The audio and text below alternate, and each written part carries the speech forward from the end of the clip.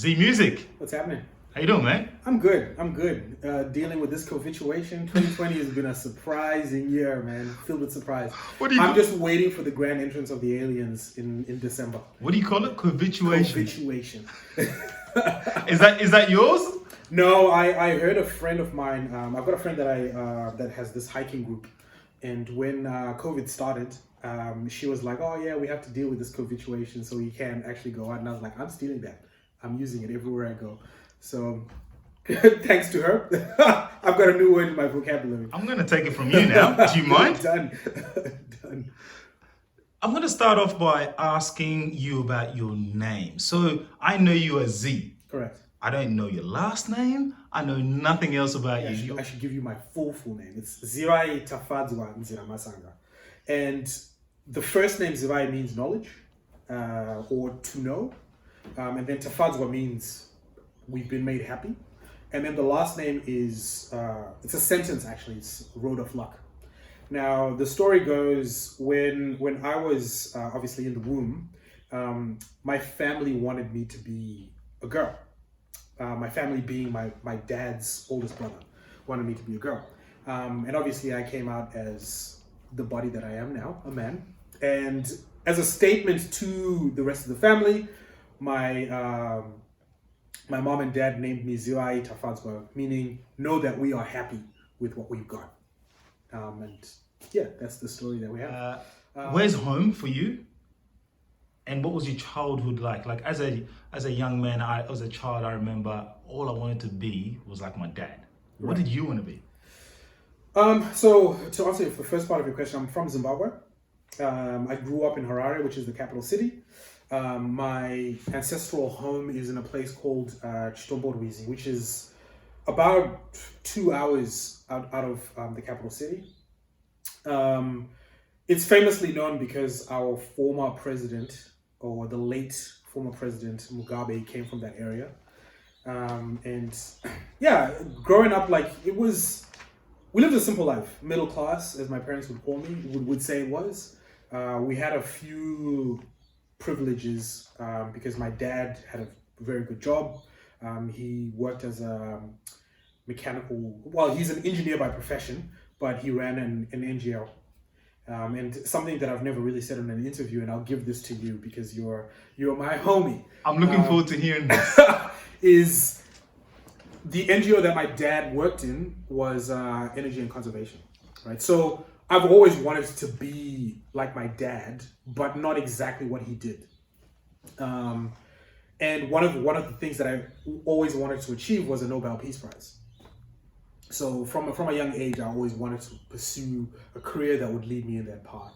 And then in 2000 I can't remember what year it was, but I only found out when my mom came for my graduation in 2008 that my dad worked on the same project that Al Gore worked on with the IPCC. And as a result, when Al Gore won his Nobel Peace Prize, my dad also got a Nobel Peace Prize as part of that. So I can boast to say my dad has a Nobel Peace Prize. That is a crazy It's story. a crazy thing. So when it comes to aspiring to be like someone, I think my dad kind of set that standard a bit too high. But in terms of who he is, how he carries himself, and how he managed the family, it's always something that I've always wanted to be. So when I get the opportunity to start my own family, I want to model it similar to what he's got, and obviously modernize it into today's age. Yeah. That's beautiful. I had no idea that your dad won a Nobel Peace Prize. It's crazy. I never really talk about it. Right. But only recently have I started to I guess COVID has helped me look at the world a bit differently. I think I've just finished watching the first 3 seasons of a series called The Crown. And for those of you that haven't watched it, it's just based on the royal family in the UK. And I took an interest in it because I wanted to understand why the crown or the royal family had such a significant role within the British society. And what is interesting is they have formulated their stance within society as this ideal to aspire for. And majority of what they have is secret, right? But they've obviously got the same family problems that we have. They're human like we are, but because they need to lead people and their idea of leadership is being untouchable, they've created this facade, this image of we are the next thing close to God. Who we are is untouchable. The crown does not associate with peasants in such a way. And that got me thinking about what it's like as a normal average human being trying to navigate life and figure out what life is, understand your own purpose, what achievement really is in today's society. And it made me think about it a little closer and say to myself, I don't think I want to live a life where I'm an intangible person. Being a creative, obviously, it always amazes people that I play multiple instruments, and my creative practice has many facets to it. So there's photography, there's spoken word, a little bit of acting, and then there's the music as well. And being untouchable makes dreams a little bit difficult to reach. Whereas if you just present yourself as someone plain, someone who is tangible to people around you, people are inspired a lot more and not intimidated by the achievements that I get. And as a result, they then pursue their dreams and aspirations, knowing that it's not something that's out of reach. They can just actually achieve it if they find their own path and work towards a goal. As a kid, I was a big daydreamer. In fact, I got into trouble in school so many times for sitting in class and looking out the window and just not paying attention because I loved to dream. And that inner child always wanted to achieve something, but didn't know what it was that it wanted to achieve. And upon me intersecting with that realization, I decided I'm going to revisit that little kid and be like, I'm going to make you proud. Because I believed that was the purest form. That was the most innocent and the most purest form version of myself, who hadn't been scraped and bruised by the world. In high school, my teachers told me that I wasn't intelligent enough to pursue a career in IT. In 2014, I graduated with a master's in IT. And my mom went back with my certificate to my teachers and said, you said he wasn't intelligent enough, and this is what it is. I now work in that profession full time, and it's always been my passion. My dad asked me when I was in my first year of high school, what do you want to be when you grow up? And I said, I just want to be in computers. Anything to do with computers, I just want to be around them. And from that moment onwards, that's all they invested in. If that's what you want to do, we're going to support you through that. And I realize now that it's a privilege to have parents that do that. And it's even a greater privilege to realize that this is what you want to do at a young age. Because a lot of people find their purpose a lot later in life. And as a result of that, I was like, I'm going to continue to pursue this dream and make that young man happy. Because on my deathbed, if somebody was to ask me, what is the one thing that you wanted to do to make yourself happy? I want to be able to answer it and say, I lived my life to the fullest of its potential. And yeah, it's been a journey. We're still living it. We're still trying to figure it out. And it's been amazing. You know, I kind of feel that you've gone through that process of getting to know yourself and realizing that the only thing you can control is yourself. And it was an interesting realization because, as I mentioned before, I struggled a lot with the school system. Because what the school system did was, first of all, it told me that my creative mind had no space within a thing called a curriculum. So teachers would be like, hey, we want you to write an essay, we want you to write a story about X, Y, Z. And I would write the story and then get marked down. And then I'm like, I don't understand, but this is my story, this is original. And there were all these rules that I had to follow and I just didn't understand them. And not only did it constrict us creatively, but it also created this mindset where there's only room for people that are good and you got placed. So when you competed in a race, you needed to come number 1, number 2, and number 3 to get acknowledged. The rest of them didn't get acknowledged because it's just like, oh yeah, well, you're not good enough. In class, those grading systems created that where if you got the highest grades, you got given a prize, you got given all these things. So the people that were outside of the box were never really acknowledged. Even within the job industry, you need to be performing at a certain level in order for you to get a job. So in our minds, we've already created this competitive space. And when we then enter a creative space, which doesn't need you to be competitive, the creative space is actually more collaboration, sharing, creating together. It was challenging because I was like, wait, you're now stepping on my toes. it made me think that the piece of the pie was so small that I needed to keep this piece of the pie for myself. Until I realized that in the space of collaboration, the pie becomes greater when you bring all your pieces together. Our mentality is the crabs in a bucket That's it. situation. That's it. And it challenged me a lot because I was like, no, I just don't feel right with that mentality. Because in today's society, I think even COVID has taught us that we actually need each other even more than we imagined before. It's probably, for the human race, it's probably more productive for us to work together than compete against each other when it comes to progressing and enhancing our livelihood. Speaking of COVID, you know, we had the world's longest and probably most strictest lockdown. And it was tough for me, you know. I had highs and lows. How did you deal with it?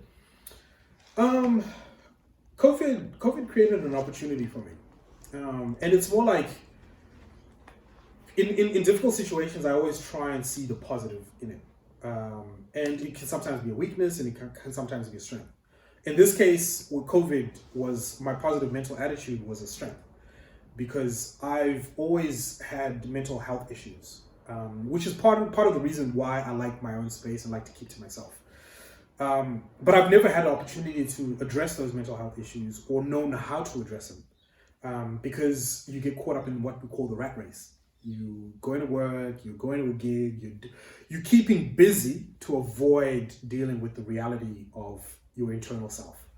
And what COVID did was it removed all those distractions and made me sit with myself a lot more intimately. And once that happened, I was confronted with the reality that things were not well. I needed to deal with where I was, and I needed to work through the challenges that were faced before me. So during this time, I've actually been doing a lot of therapy.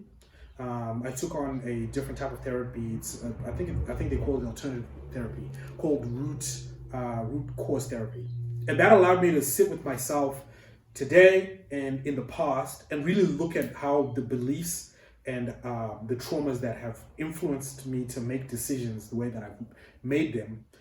It made me sit with those and go, this is not the best version of myself.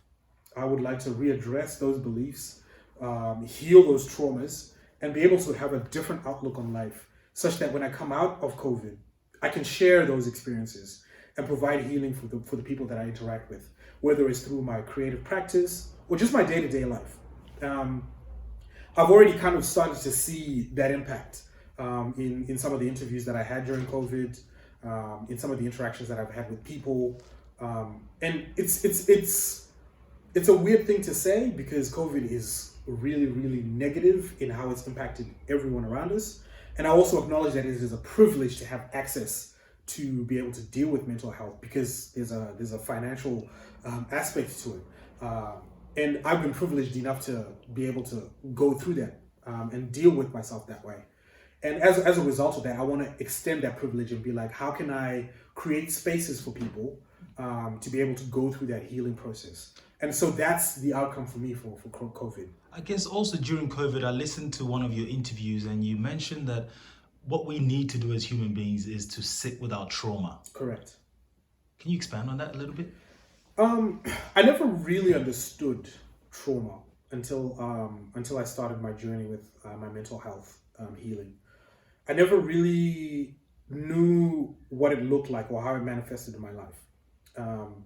Often, you'd find yourself in situations where for example, somebody would make a simple statement trying to praise you, and that would be a trigger. And you just, you'd respond to that trigger. A perfectly good example would be with my creative practice. I never really saw myself as a musician. People would come in and be like, man, you're so good at what you do, but I never felt like I was worth it. I never felt like I was good enough. And that particular belief was established early on in my life when I was younger. And it was a misinterpretation of an event that had happened in my life. And being able to sit down and go back to that event and go, what had actually happened then was a positive thing, and the way in which I was being addressed by my father was a way in which he was trying to inspire me and encourage me.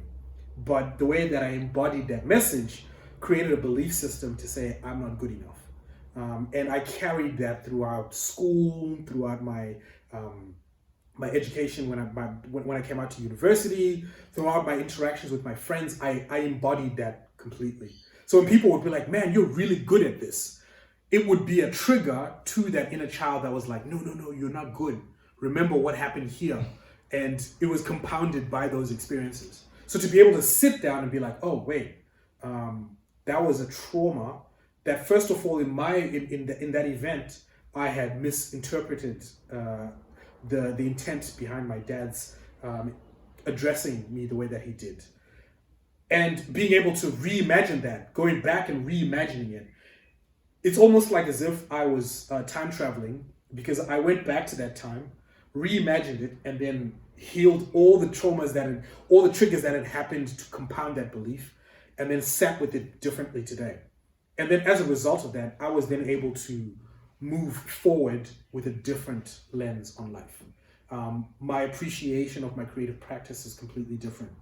My appreciation of the intelligence that God's given me is completely different. And my appreciation of the friends and the people around me is completely different, because I went right down to the root of what that trauma was, dealt with it, and came to today. You know, we've been in lockdown, or we were in strict lockdown for about 6 months. How did you use this so-called dead space, which really wasn't dead space, but how did you use it in a positive manner? I actually took time off my creative practice. So early on, I had a few gigs, online gigs. I went through those, did a few interviews. And once all that was done, I decided, no, in order for me to really appreciate myself before I can share myself with everybody else, I'm going to take space away from my creative practice.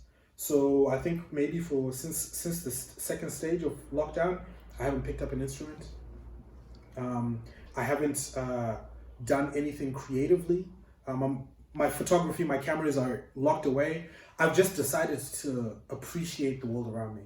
And for me, that's kind of created this opportunity where I'm receiving self-fulfillment.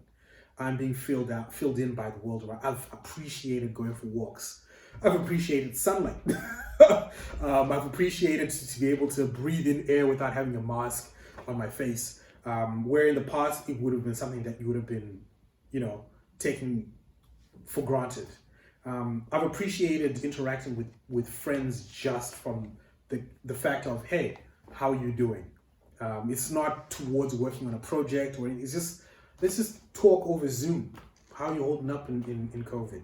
I've appreciated finding other ways to keep myself entertained. I completely deleted all my social media platforms because I found myself doing the the non-attentive scroll. Like, you just scroll and 10 minutes later you're like, I don't even remember what I looked at. And I thought to myself, you know what? Let me just remove that. Let me remove those distractions and just appreciate the world that I'm in. Let me be present. Is probably the best way. Meditation has also helped. It's helped calm my mind, and it's helped increase my sensitivity to the world around me. I'm now more conscious of myself. I'm now more conscious of the people around me. I'm now conscious of the energy that I throw out. Previously, you wouldn't be aware of the fact that you've moved into a room and you're stressed and you're throwing that energy around and it's causing bad dynamic around people.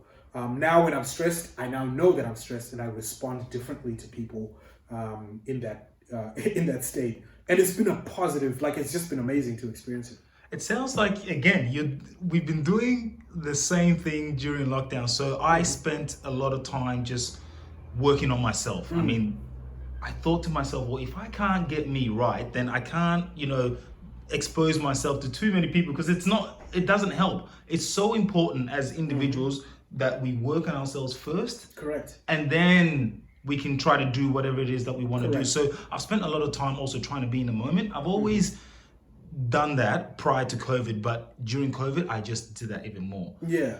Being in the moment and just not worrying too much about the past or the future. Because if you think about the past too much, you can get depressed. And if you think about the future, anxiety just pops in. Correct. So it's about taking that deep breath and just realizing that this is beautiful. I am at your place. I'm hanging out with this cool artist, and that's all that matters right now. At this point, that's it. And it's very interesting because the way that I came to that realization was looking back at all the things that I've achieved and being like, I actually did not enjoy those things because I was too stressed on the next move. And it's like, wow, I missed that period of my life. I could have actually enjoyed all the successes that I had then, instead of worrying about, oh, what's this person going to think, or what's this move going to mean if I do this, or how am I going to address tomorrow, or oh, I made that mistake yesterday. It's like, what about right now? Or what about right now? The way we've structured the world is pretty much like that. Like when you look at a career, you can only progress up the ranks once you have matured past where you are right now. And it's always an interesting concept, because it can be a hindrance, or it can be something that you can use to catapult yourself to the future. But if you're so focused on those future steps and you're not really enjoying where you are right now, then you really haven't gained the capacity to deal with that next lesson that you need to learn. And that resistance is always going to be the frustration, because you will be like, why aren't things working for me? I mean, there's other variables that come into play, like external factors. We often talk about race as a limiting factor, especially as Black people in this world. That is a very, very huge component of why we can't progress further. But there's also the decisions that you can make to adapt and move beyond those limitations. Speaking on that, tell me a little bit about Black Lives Matter and how that, I guess, affected you. That's only about, what, less than 6 months ago? Yeah. This whole George Floyd incident, and then the subsequent other, I guess, attacks or other deaths of unarmed Black men. I think when I look at it, it's an unpopular statement, but the reality of the world that we live in is this was a design. In order for us to sit here and witness somebody get murdered, and not have justice fall in our favor, and even, I mean, before we even get to that justice, why does that event happen? Why does a police officer who has been put in that place to serve and protect decide to kill an innocent man, right? And even if he wasn't innocent, what gives him the power to put his knee on somebody's neck, constrain, shoot somebody multiple times who's unarmed? What is that thing? And when the Black Lives Matter event started happening, I made a conscious decision to really try and understand where that stems from. And this has actually existed since the ancient times. When we look at, I mentioned earlier that the world that we've created is one that says, in order for me to have this piece of the pie, I need to ensure that you're not having it. And Africa as a continent in the ancient times didn't have that mentality. Our cultures, our practices, and our traditions were ones that said, we have this pie, we want to share it with you. And we had certain people groups that felt insecure about that attitude and wanted to have that pie for themselves. And so they came in and strategized and took over our institutions. They took over our way of living and ensured that we did not have access to those things. And as a result, it's created a culture, it's created a worldview that says anybody that has skin color that looks like me is lesser than.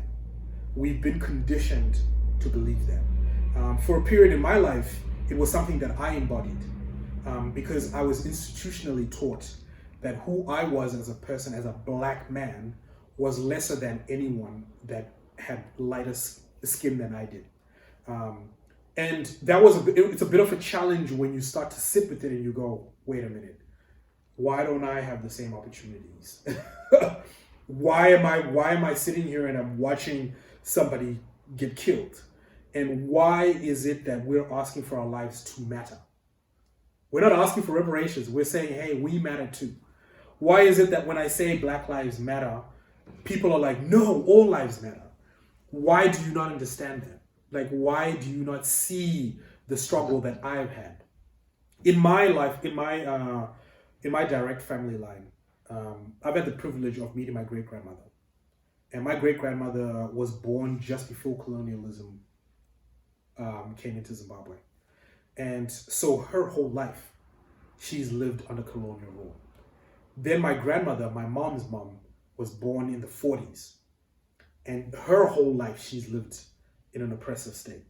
To the point where when my mother came out here to Australia and she saw a white man vacuuming at the airport, she's like, whew, if I brought your grandmother, she would have struggled. She might have even gone and grabbed that vacuum and be like, you're not supposed to do this. Because in her mind, she's been conditioned to see that that is not possible. And then my mom was born in the 60s and she's lived her whole life under that. And luckily, as time has informed generations, their consciousness has been raised. And they realized, hang on, this is not what life is supposed to be like. So my mother's generation fought for our liberation. And I was born into a liberated Zimbabwe. But that liberation, I believe, is a facade. Because those that control the economic powers, those that have influence in the direction in which development happens within the world, still have ways to oppress us. And as a result, I'm living in an existence where the idea of my freedom is still an illusion because I still have the chains of oppression. Black Lives Matter movement, when it took place, was something that needed to happen. A lot of people were against it because it was happening during COVID and social distancing and the like. And I'm like, what is more valuable than my life at this point in time? My voice has to scream, especially in this situation. When you have 500 cops go to the commission flats because they believe that the spread is happening as a result of that. When you have government making decisions saying you need to wear masks, it's mandatory, without actually considering that there are people that don't have access to those masks because they don't have the financial capacity to do so. When you have government saying everyone should be working from home, without understanding that there are limitations, resourcing wise, it begs a question to say, who's the priority in these circumstances? Who is the priority? I'm just going to change tunes a little bit to one of your tunes. This is Africa. Yes. I love this track so much. Tell me more about this track. It's by far my favorite track of yours. Thank you.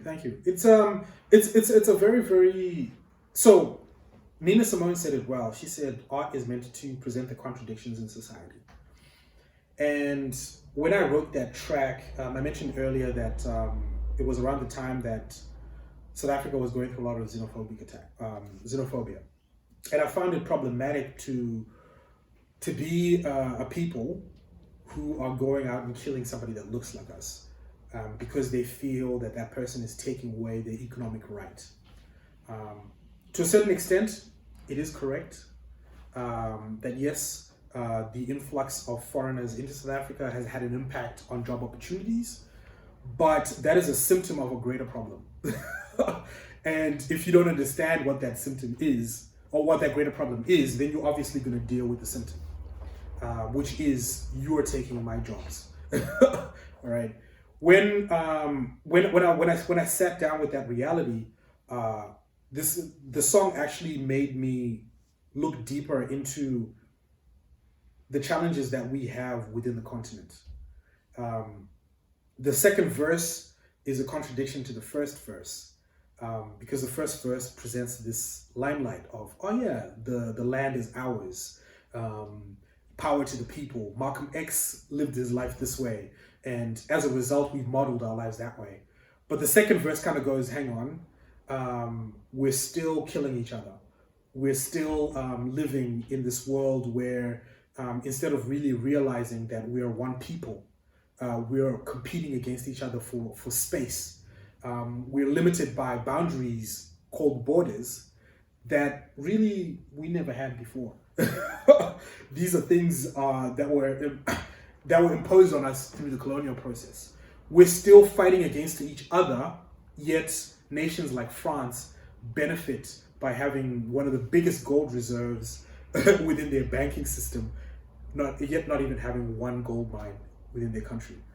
We don't realize that there is a deeper issue.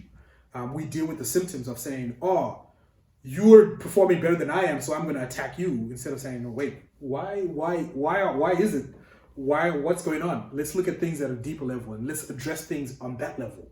My dream, and I realize that this is a problematic statement, but my dream would be to have an African continent without borders. My dream would be to have an African continent where we actually sit down and economically share our resources and build from within. My dream would be that when it comes to the global economic sector, Africa as a continent is a leader, because majority of the resources that we benefit from when we're living out in the West are mined and taken away from us. And then the profits, and then sold back to us in other forms. Like, for example, your mobile phone, the shoes you wear, the food you eat, sometimes is exported and then rebrought back as something else. And then we're like, oh, yeah, the West is so advanced. And we're like, no. They've just found a way to manipulate us to make us believe that they're advanced. But in reality, the technologies and the advancement that we had pre the ancient days far outweigh where we are now as a society. It would be, right now, it would be a challenge to actually get there because of the way in which we've been conditioned. Tribalism comes into play, and even our understanding of how these different tribes were formed is very, very immature in my view. If we actually dug back and looked at our history and saw how intimately connected we were as a people before our institutions were taken over, before the West came in, before the Arabs came in and manipulated us to believe that we should be in conflict. If we got back to those days, understood that the institutions that we created by way of universities, the religions that we practiced in those days were ones that progressed and enhanced our livelihood. I recently watched David Attenborough's documentary, and it's shocking to think that from 1957 till now, I think 1957, we had like 66% wildlife population. And this year, I believe is within the 30s, 33% or 35% of wildlife population. And when you look closely, it's the technology that we've created. A couple of years ago, I was driving from Melbourne to Mount Buller with a friend, and we counted so many animals that had died as a result of cars hitting into them. We look at now with the global warming situation, in economic climate change, and we look at that and we go, why is that? And that is because we've created environments, we've created technologies that destroy rather than enhance. And then it got me thinking, going, how did we end up at this state? Were we like this as Africans before the ancient times? And you realize that no, our cultural practices, like for example, I come from a people group called the Shona people. And we have this element called Chivano, which is a moralistic compass that says how I relate to you through language is important, how I relate to my environment through practice is important, and how I relate to my ancestors through my spiritual being is important. And so whatever technology that we introduced in order to progress our community took all those elements into play. And so you did not have an environmental impact. You considered the environment when you were practicing whatever it is that you wanted to practice. You considered your interaction with mankind because it is important to maintain your relationship with people, because that is the source and the foundation of who we are. And it's important to acknowledge your ancestors because your ancestors provided the platform on which you exist on. And that is an important thing. Otherwise, without their knowledge or without the wisdom that they've passed on, who are you? Who are you in the trajectory of life? And for me, that is where the fundamental of This Is Africa came from. Understanding those contradictions and saying, who are we as a people? My understanding is that you found music and I guess being a photographer, spoken word and all those things a little bit later as well. How did that come about? So music, I mentioned earlier that I'm inspired by people that pursue their dreams. And music was something that, I practiced it throughout primary school, throughout high school, but it wasn't something that I was consciously saying I wanted to pursue. It was only about, I've been in Australia for 15 years. Yeah, 15 years ago, when I met this young man. He's now an artist by the name of Siko. I met him when he was about 16 years old, in high school, and he had just discovered that he could sing, and he wanted to pursue a career in music. And I was inspired by the attitude and the dedication that he had, that I decided that I would create an environment for him to come in, record his music, and practice his art. And so I went out and I bought music equipment. He would come to my place, practice, write his music, and leave. Till one day he's like, hey, you said that you used to rap. Would you like to rap on this song? So I put some words together, we recorded it, and this was back in MySpace days. And we actually became famous on MySpace. The song got, I think, about maybe between 10 to 20,000 plays on MySpace within the week. His friends at school were talking about it. Everyone was talking about it. And that's when I was like, oh, this is interesting. I just never really thought this was going to be a thing. And he kind of spurred me on and went, hey, we need to do more of this. We need to do more of this.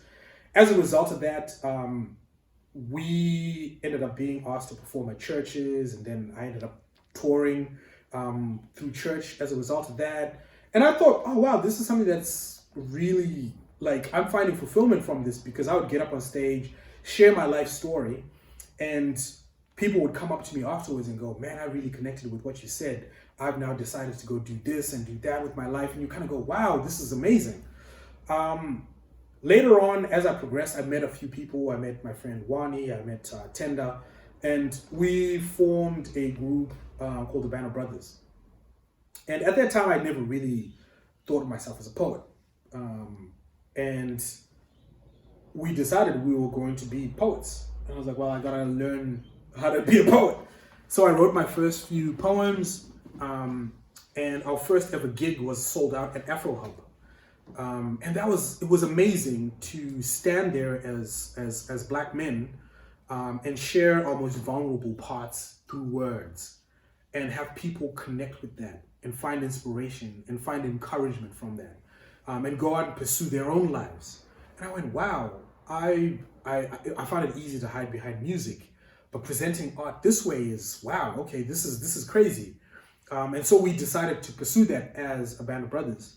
And that then branched off into my own practice, because I was like, you know what, I can create my own shows. I can tell my own stories in different mediums. And then as we're pursuing this, Wani and I and another friend of mine, Curtis, decided, oh, you know what, I need to find another way of expressing myself. And photography came up. And so one thing kind of started off as, oh yeah, this is something that we're going to do as boys to connect. So we'll catch up for lunch, go for a walk, take pictures, talk, encourage each other about the challenge that we have in life.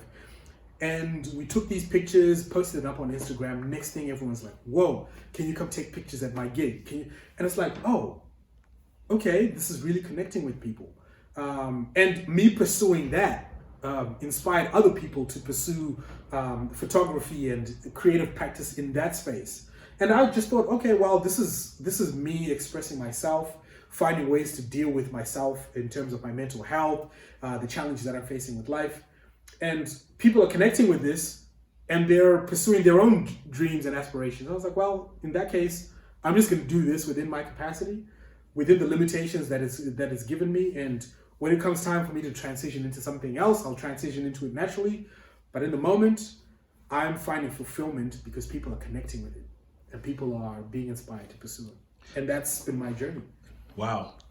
The first time I jumped on stage as a comedian was disastrous. Yep. It was possibly one of the worst days or nights of my life. Talk to us how you deal with failure and what's your process. I always see. I think it's important. Like I've always found it important to understand how I respond to situations. So much like yourself, the first ever time that I did a rap concert was in high school. And what had happened was a friend of mine wanted to audition for this event that we had at school called Cultural Night.